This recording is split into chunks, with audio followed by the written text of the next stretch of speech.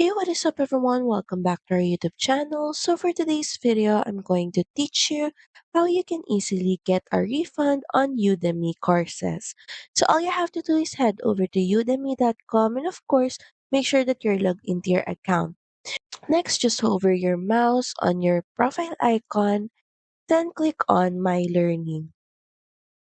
You will then be redirected to the My Learning page, and this is where you can view all of your active courses. Just click on the specific course that you want to get a refund to. Next is click on the three dot icon that can be found at the right corner of your screen. And from there, you should be able to see a Get Refund option. Just click on it. So that's pretty much it. Thank you very much for watching this video. I hope that you find this video helpful. And if you do, please don't forget to like, share, and subscribe to the channel. Now we'll see you again on the next one. Bye.